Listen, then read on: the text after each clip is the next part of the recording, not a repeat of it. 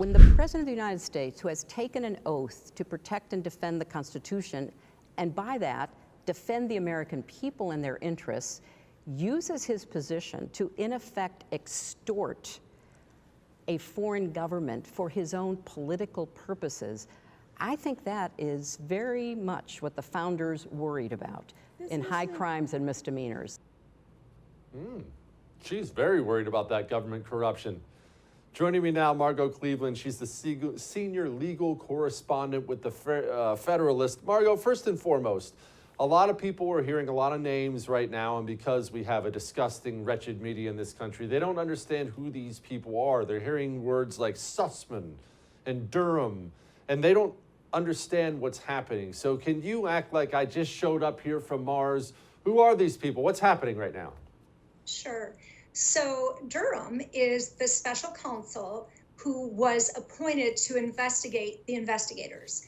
So we had 5 years of Trump being the bad guy, and we had special counsel Robert Mueller looking into what he did and of course found nothing. And in the process, we came up with evidence that it was actually the FBI and the DOJ who were kind of pulling things. And we saw that first when they went to get a warrant on someone who was volunteering to help the Trump campaign named Carter Page. As this material started to come out, what happened was Attorney General William Barr, under President Trump, appointed John Durham to start with the investigation. And then he appointed him as a special counsel at the end. So far, John Durham, special counsel, has been digging into what has been going on. So it's probably about 4 years now. It is so complicated and so messy. We're just starting to get some trials out of it.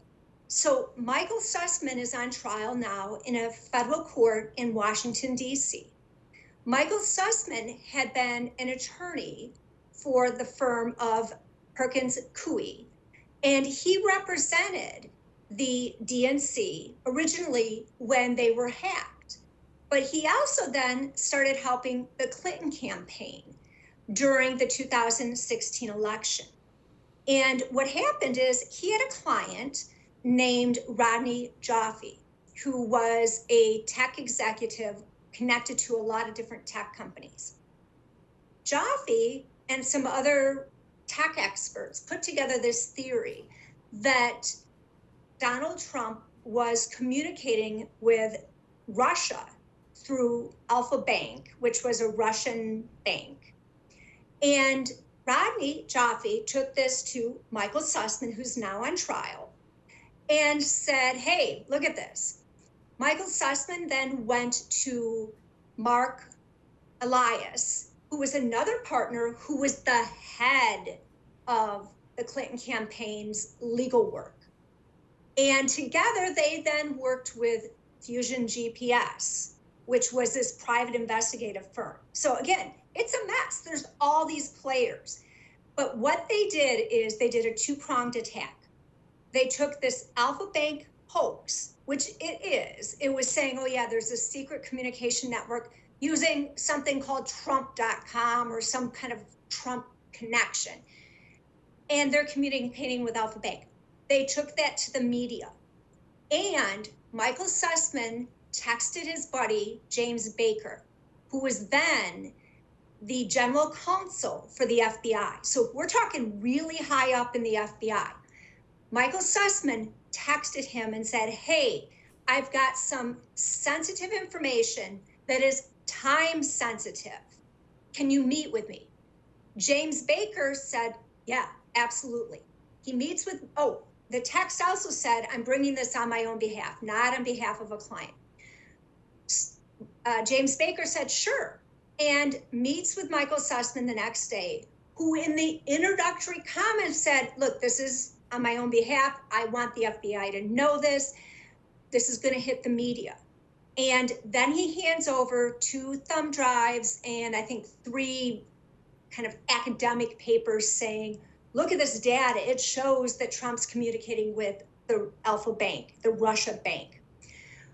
Baker then takes this to one of the heads in the FBI, And then they start this investigation, which just happens to correspond with it coming out in the media.